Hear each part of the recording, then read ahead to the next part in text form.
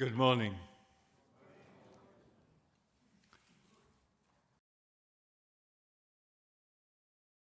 Cuando el Santo Padre me pidió que introduciera ese retiro, fui Laudetur Jesus Christus, alabado sea Jesucristo. Radio Vaticana, Vatican News está transmitiendo las meditaciones para los miembros, delegados fraternos e invitados especiales en retiro en el marco de la 16ª Asamblea General Ordinaria del Sínodo de los Obispos. Vamos inmediatamente a la casa fraterna de Sacrofano, donde están reunidos los miembros de los participantes en este retiro espiritual que inició en la vigilia de ayer. El padre Timothy Radcliffe ha iniciado con la meditación. Damos la línea a la colega que traduce en simultáneo. Y él dijo que el católico es católico unto. Cuando nosotros escuchamos y nos escuchamos en las próximas semanas, tendremos desacuerdos. Y mi oración es que se pueda decir sí y más que decir no. Porque yo creo que esta es la manera sinodal, porque el no a veces, claro, a veces el no es necesario. En la segunda lectura, San Pablo dice a los filipenses: completen mi regocijo siendo de la misma mente, con el mismo amor, unidos en el corazón, pensando una cosa. Nosotros estamos aquí porque nos estamos unidos en el corazón y en la mente. La mayoría de las personas que han participado en el proceso sinodal tienen con una sorpresa frente a la alegría. Para muchos es la primera vez, porque es la primera vez que la Iglesia los invitó a hablar de su propia fe, de sus esperanzas, y por algunos de nosotros, claro, hay también una suerte de miedo, de recelo de lo que nos espera. Algunos esperan que la Iglesia pueda cambiar dramáticamente, que se puedan tomar decisiones radicales sobre, por ejemplo, el papel de las mujeres en la Iglesia. Otros tienen miedo, tienen temor exactamente de esos mismos cambios, de esas mismas novedades, y tienen miedo que puedan llevar simplemente a una división, a un cisma. Incluso algunos de vosotros preferirían no estar aquí, no encontrarse aquí. Un obispo me dijo que él ha rezado para no ser elegido para llegar aquí, para poder estar aquí. Y la oración se ha cumplido, no está aquí. Y tal vez sois como el hijo del Evangelio, que inicialmente no quiere ir a la viña, no quiere ir a trabajar, pero al final va. Y vosotros estáis aquí. Han venido aquí. Nosotros en el Evangelio siempre escuchamos estas palabras: no tengan miedo, no tengan miedo, no tengan temor. San Juan dice que el perfecto amor tiene que acabar con el miedo. Pues tenemos que empezar rezando que el Señor pueda liberar, pueda quitar el miedo, el temor de nuestros corazones. El miedo al cambio, por algunos, por otros, es el miedo frente que no va a cambiar mucho. Al fin y al cabo, la única cosa pero que tenemos que temer es el miedo, es el mismo miedo. Claramente todos nosotros tenemos nuestros miedos, nuestros recelos, pero San Tomás de Aquino, y quiero mencionarlo en todas las conferencias, claro, nos enseñó que la valentía, el coraje es rechazar ser esclavo, ser limitado por el miedo. Tenemos que ser siempre sensibles a los miedos, a los temores de los demás, sobre todo con los que no estamos de acuerdo, con los que tenemos discrepancias. Como Abraham, nosotros vamos no sabiendo a dónde vamos, a dónde estamos yendo, pero si nosotros libramos nuestros corazones del temor, va a ser maravilloso, va a ser bello, mucho más allá de nuestra misma imaginación. A dirigirnos en nuestro retiro, nosotros vamos a tomar la transfiguración. Ese es el retiro que Jesús ofrece a sus discípulos más cercanos antes de empezar el primer sínodo de la vida de la Iglesia hacia Jerusalén. Ese retiro en la montaña era necesario porque tenían miedo del mismo camino que tenían que emprender juntos. Hasta que el momento habían caminado por el norte de Israel y Pedro confesó que Jesús era el Cristo y después les invita para que se pudiera ir a Jerusalén, donde Jesús iba a sufrir, morir y después la resurrección de los muertos. Y no consiguen aceptarlo. Pedro dice, no, Satán, enemigo, las pequeñas comunidades está paralizada, como paralizada. Y Jesús los lleva a la montaña para su retiro. Escuchemos el cuento de lo que aconteció. Todos, Jaime, Juan, Pedro, todos en la montaña, solos, y se ha transfigurado delante de ellos. Sus vestidos se han hecho blancos como nadie de la tierra podía verlo, y se ha presentado como Moisés hablando con Jesús. Y después dijo, Rabbi, es bonito para nosotros estar aquí. Tenemos unas tiendas para Moisés y para los otros. No sabía qué responder. ¿Por qué? Porque tenían miedo y llegó una nube que los cubrió. Y con su sombra llegó una voz que dijo, ese es mi hijo, escúchenlo. Y improvisamente, mirando alrededor, ya no había nada entre ellos, solo estaba Jesús. Y ese retiro nos da el coraje, la esperanza, les da a todos la valentía de emprender su camino. No todo está bien, pero se pelean sobre quién es el mejor, no entienden al Señor, pero están en el camino, con la esperanza frágil. Y pues nosotros nos estamos preparando para nuestro sínodo en ese retiro y como discípulos en la montaña escuchamos al Señor. Y cuando dentro de 3 días empezaremos, seremos como los discípulos. Tendremos problemas, nos vamos a entender, vamos a pelear, pero el Señor nos va a guiar, nos va a dirigir hacia la muerte y la resurrección de la Iglesia. Y pues tenemos que pedir al Señor de darnos la esperanza, nosotros también. La esperanza que el sínodo pueda llevarnos a la renovación de la Iglesia y no a la división, una esperanza que podemos acercarnos cada vez más uno con el otro como hermanos y hermanas. Y esa no es solo nuestra esperanza para la Iglesia Católica, sino es la esperanza para todos nuestros hermanos y hermanas bautizados. Las personas hablan a veces de un invierno ecuménico. Esperemos en una primavera ecuménica y tendremos que encontrarnos sobre la esperanza para la humanidad. El futuro no es bonito. La catástrofe ecológica amenaza la destrucción de nuestras casas y de nuestra casa común.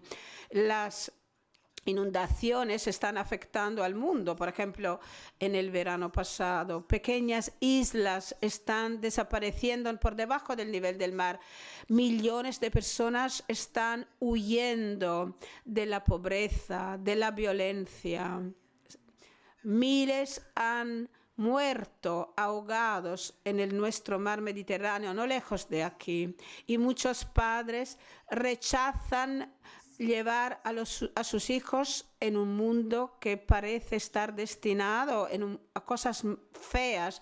En China, los jóvenes tienen unas camisetas en que está escrito: somos la última generación. Y bueno, encontrémonos aquí en la esperanza, esperanza para la humanidad, esperanza para los jóvenes.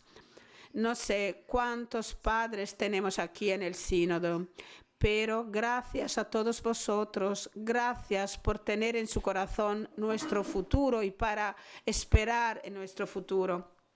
En Sudán, en la frontera con el Congo, por ejemplo, yo regresé a Inglaterra sentado cerca de un niño que estaba llorando y ha llorado por 7 horas, por todo el viaje. Y he tenido pensamientos casi homicidas.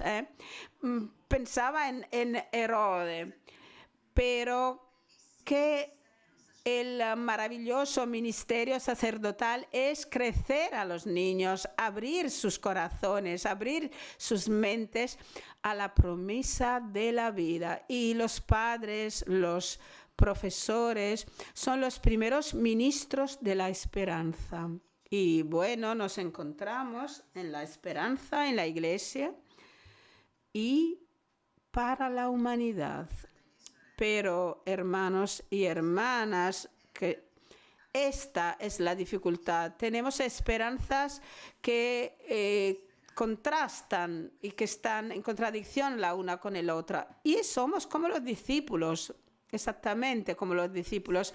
La madre de Jaime y Juan esperaba que ellos se sentaran a la izquierda y a la derecha del Señor y alejar a Pedro. Había una rivalidad, había incluso en el círculo más estrecho de los amigos y de los amigos de Jesús. Judas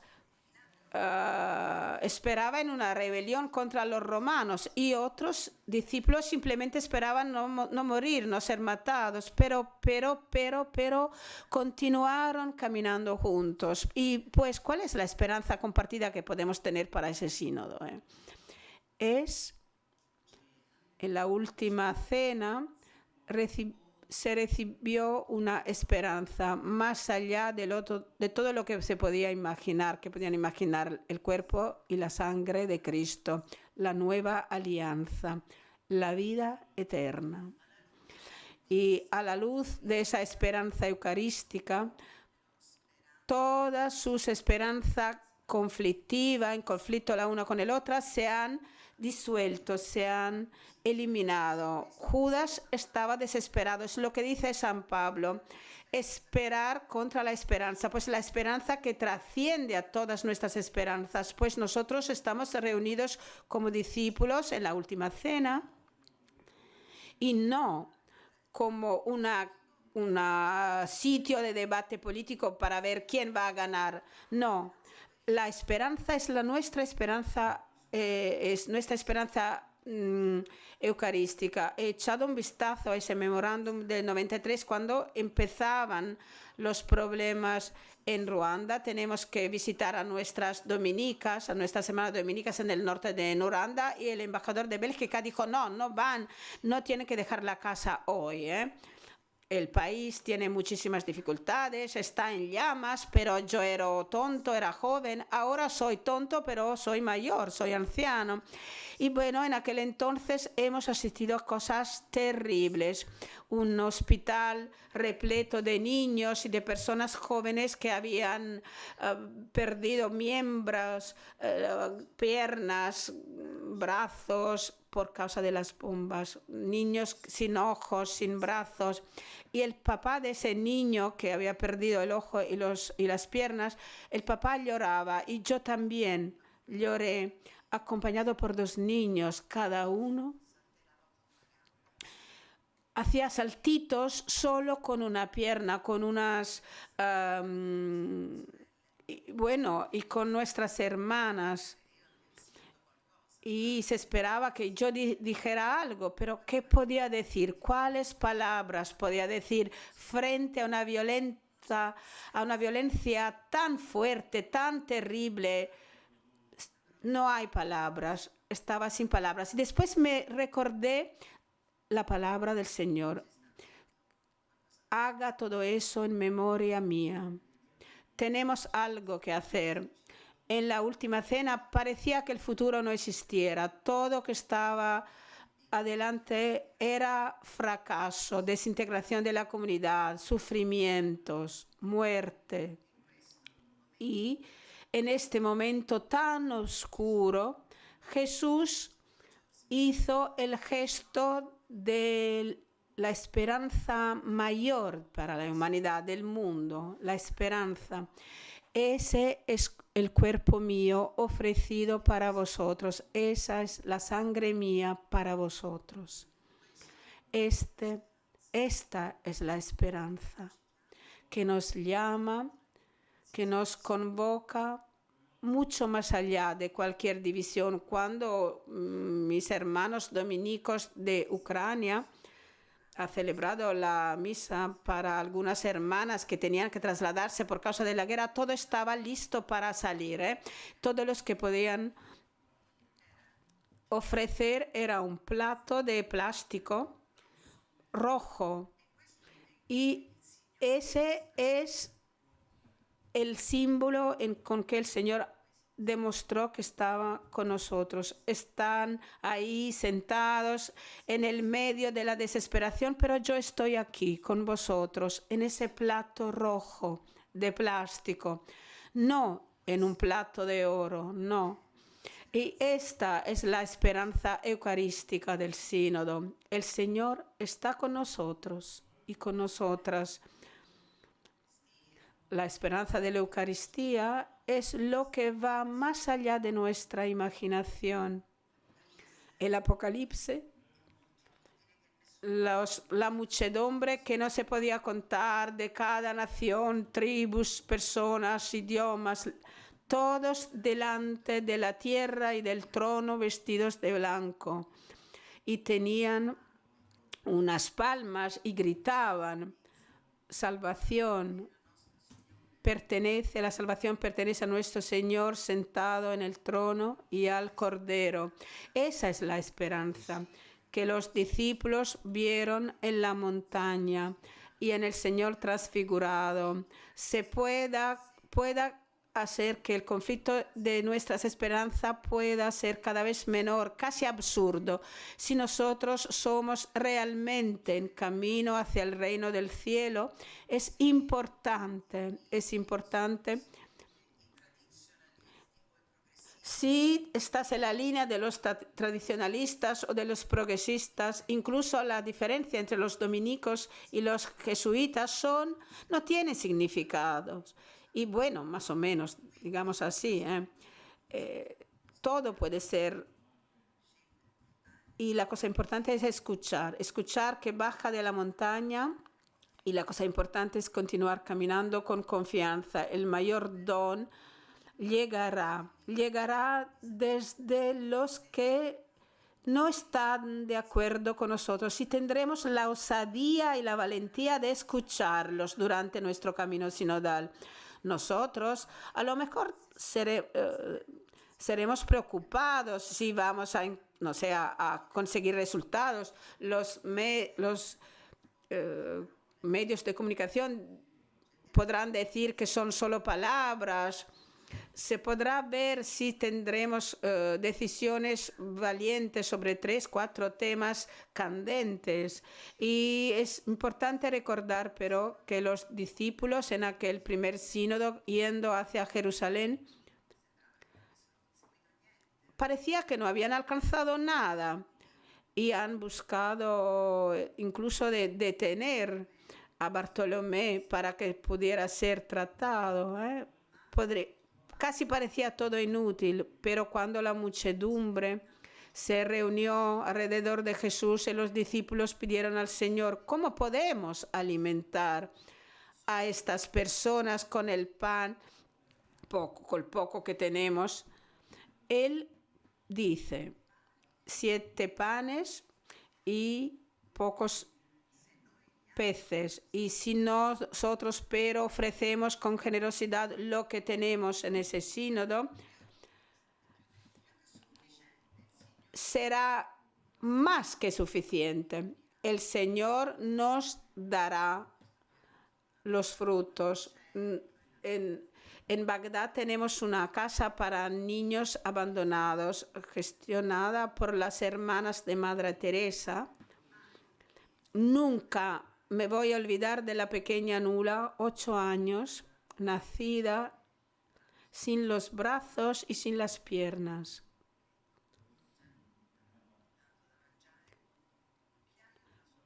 Que alimentaba a otro con una cuchara en su boca. Y la pregunta es: ¿cuál es el punto fuerte de esos actos de bondad en esas zonas de guerra? ¿Hacen la diferencia o simplemente es algo insignificante? Pero sí se pueden hacer, y si nosotros hacemos esos pequeños actos buenos y permitimos al Señor de la cosecha, yo creo que todo eso es suficiente.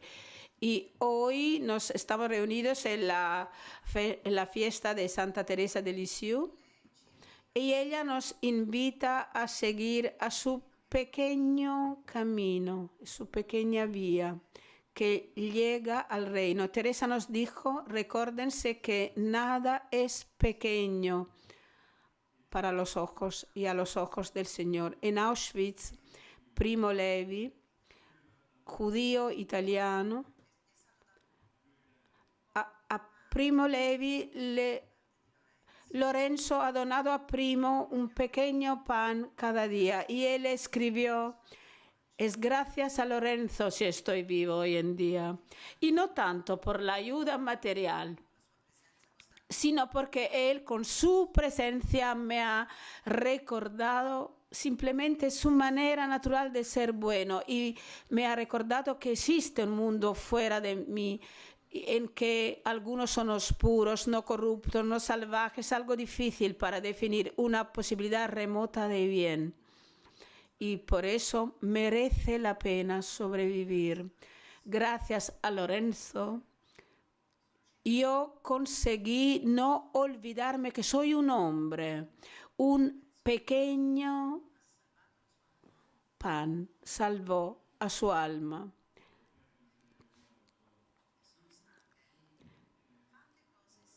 Y es importante hacer cosas simples y bien. Nuestra esperanza es que cualquier obra pequeña, simple, podamos hacer en ese sínodo tendrá frutos que irán más allá de nuestra imaginación. Dios se ha donado a los discípulos. Durante ese sínodo tenemos que compartir no solo nuestras convicciones y nuestras palabras, sino que tenemos que compartir a nuestra misma persona con generosidad eucarística. Si abrimos nuestros corazones recíprocamente, van a acontecer cosas maravillosas. Y los discípulos aunan todos los pequeños fragmentos de pan y de peces, y nada se va a despilfarrar. Y Pedro intenta interrumpir a Jesús en su vía hacia Jerusalén, porque no tiene sentido para Pedro hacer todo eso. Es algo absurdo ir ahí para ser matado.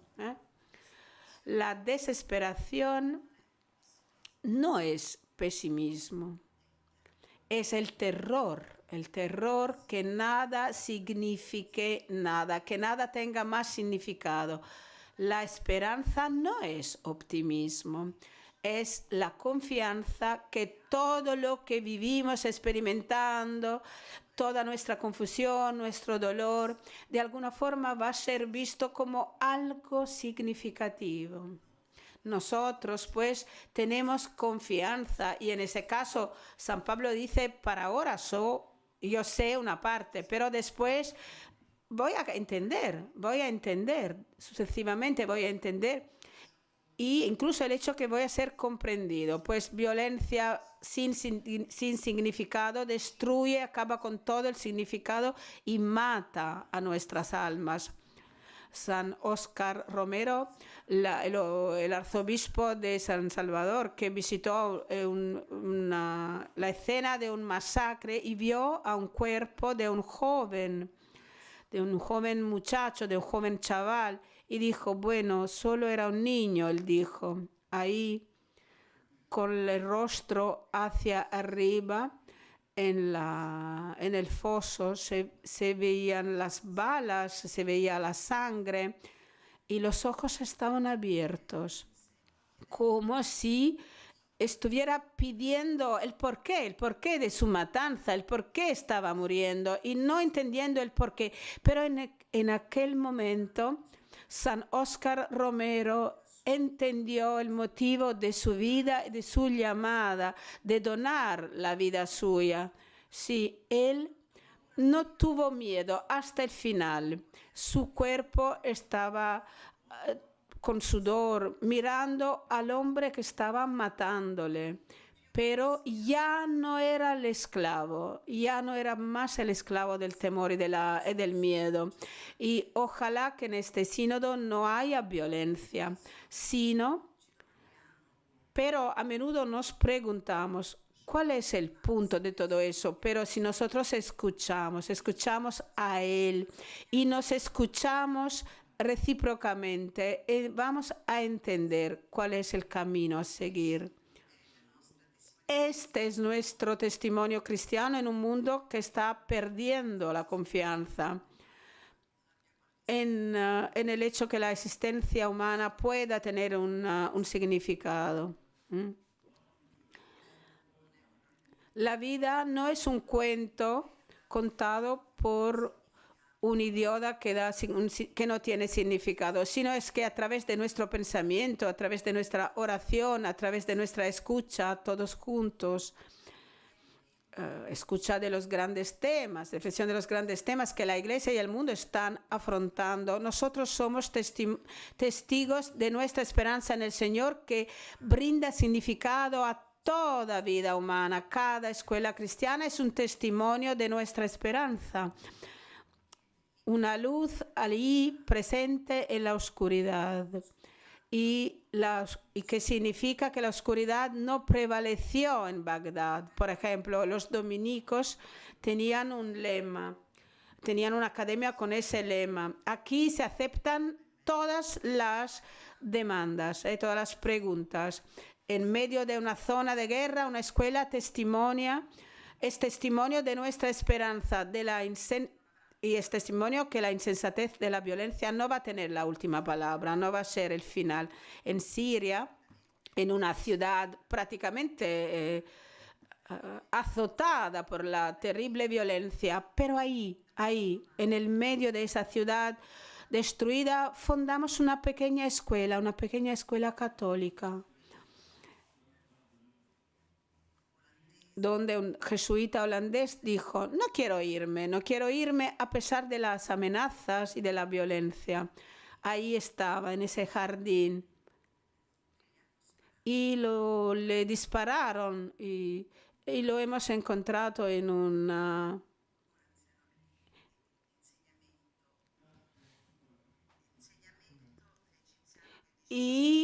Pero en un aula hemos visto una enseñanza egipcia. Esa es la esperanza, formar a nueva generación de chicos para que puedan entender el nuevo significado de la vida. Y pues, hermanos y hermanas, puede ser que somos divididos con esperanzas diferentes, pero si nos escuchamos recíprocamente, si intentamos escuchar y entender su voluntad, si así es, nosotros seremos unidos en la esperanza que va más allá, que trasciende nuestros desacuerdos, y tocados a los que San Agustín llamó la belleza antigua y nueva. yo te he saboreado y el deseo que tengo para ti, tú me has tocado y yo tengo el fuego para tu paz. Y en la última sesión vamos a ver otra manera en que podamos ser divididos en la comprensión de ese tipo en qué tipo de casa puede ser la iglesia, pero mañana vamos a ver cómo trascender y ir más allá de esta división.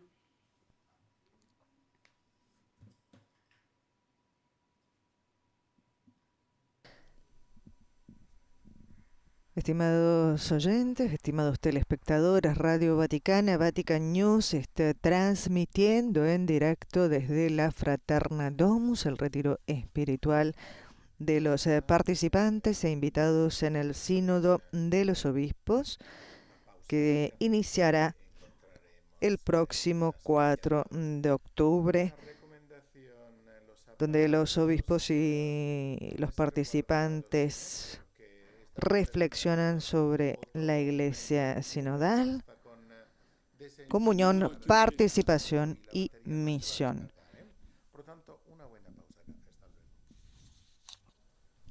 Amigos oyentes, vamos a volver con la segunda meditación que ha sido guiada por el padre Timothy Radcliffe en 1h20 aproximadamente, en directa por nuestro canal de YouTube, también por Facebook Live y 11:30, estamos escuchando 11:30 nuevamente para escuchar la próxima meditación. Gracias por haber estado en compañía con nosotros. Alabado sea Jesucristo.